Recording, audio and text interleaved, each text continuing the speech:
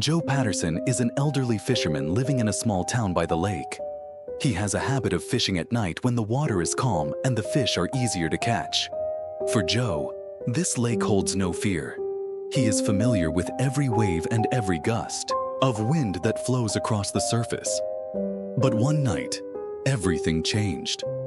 That evening, Joe paddled out to the middle of the lake as usual. The night cloaked everything in darkness, with only the beam of his flashlight illuminating the water's surface. But as he reached the spot where he usually set his net to catch fish, a strange sound echoed from afar. A deep resonance reverberated through the night, like a church bell ringing somewhere across the lake.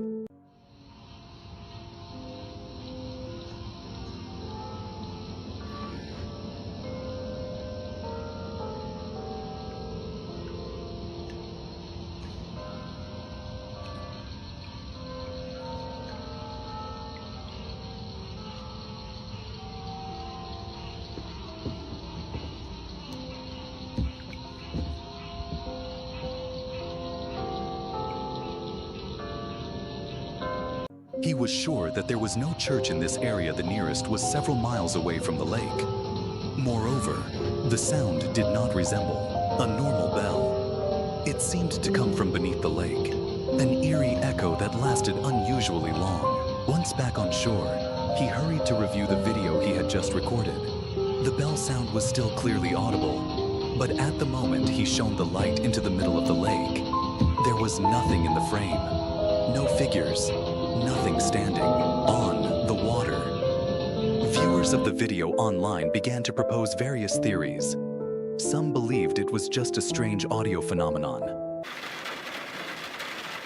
Jake is a man who lives alone in a small apartment in the suburbs.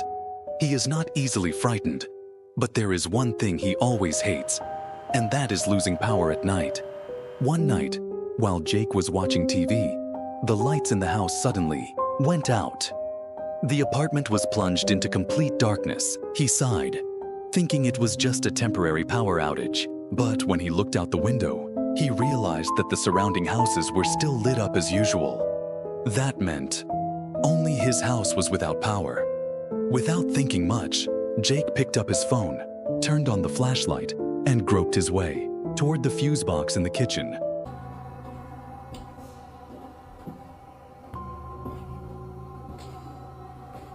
With only the weak blue light from the flashlight illuminating the cold wall. As soon as he entered the kitchen, a chill ran down his spine. The air around him seemed heavier.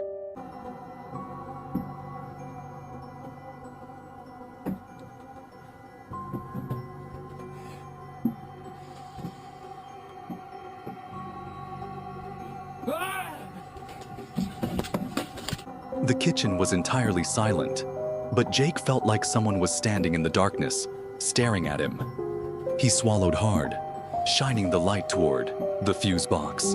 And at that moment, a pale, twisted face with hollow eyes stared back at him from the dark corner of the kitchen. Lisa and Mark are a young couple living in a small apartment in the suburbs. They didn't believe in ghosts or anything supernatural. Until one night, Lisa's phone camera captured a moment that would haunt them forever. That day, around 3 a.m., Lisa woke up startled as she heard the bedroom door slowly creaking open. She lay still under the blanket, her heart racing, trying to listen in the darkness. Mark was sound asleep next to her, thinking it might be the wind or a malfunction with the door latch. She took her phone to record it, perhaps to show Mark in the morning and find a way to fix it. But as Lisa pointed the phone towards the door, she saw something that made her heart stop.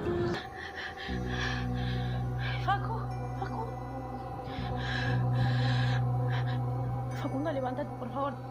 Levántate.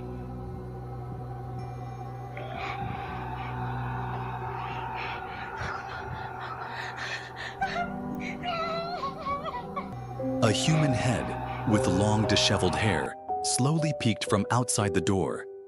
It made no sound, did not fully enter the room, just stood there, in the darkness, as if observing them. Lisa panicked and hurried to wake Mark. When he turned on the light and rushed out to check the hallway, no one was there. The front door was still locked tight. The windows were the same. There was no sign of anyone else in the house. They could not explain what had happened. Some viewers of the video believed it was just an illusion or a prank, but Lisa swore she had seen it with her own eyes. If she hadn't woken up that night, would that head have just remained still at the door, or would it have stepped into the room? Jake and Ryan are two experienced hunters who have been hunting in this forest for many years, but they had never encountered anything frightening until that night. They left the campsite at dusk, armed with shotguns and flashlights, and went deep into the forest in search of prey. As it grew darker, there was only the light from their flashlights and the sound of leaves rustling in the wind as the two men followed a trail of blood to locate the fallen deer. But after walking for a while, a strange feeling suddenly filled the air. All the sounds in the forest went silent. There were no more insects, no more birds, just the sound of their footsteps on the dry leaves. Which one? Where? Which one? This one here?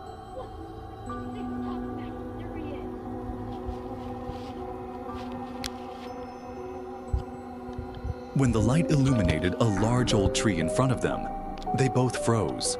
Something was peeking out from behind the trunk. It looked like a human, but its entire body was pure white, and its skin was bizarrely wrinkled. The head tilted to one side, its eyes staring at them as if it had been watching for a long time. The two men stood frozen, not daring to move. Jake decided to shine the flashlight behind the tree trunk. There was nothing there. No footprints, no sounds. That white shadow had vanished as if it had never existed. They immediately turned and ran back towards the campsite, leaving behind the prey they had just hunted. Mike is an amateur musician. He often spends his free time playing the piano and recording his moments for memories. However, one night, the video he recorded haunted him forever.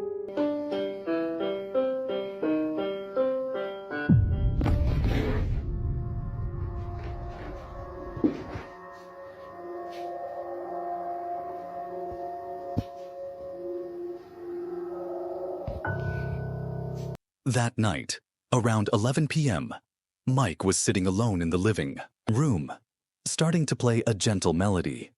On the table was his phone recording, reflecting on the TV screen in front of him.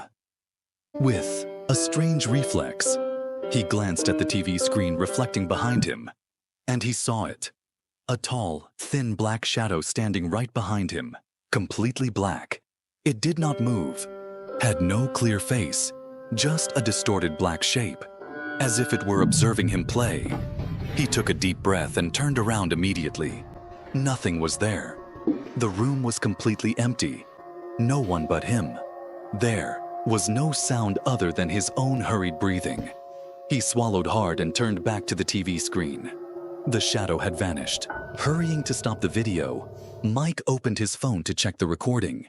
When he rewound to that moment, he felt a chill down his spine. That night, Mike did not dare to stay alone in the living room anymore. He tried to convince himself that it was probably just the shadow of something reflecting on the TV.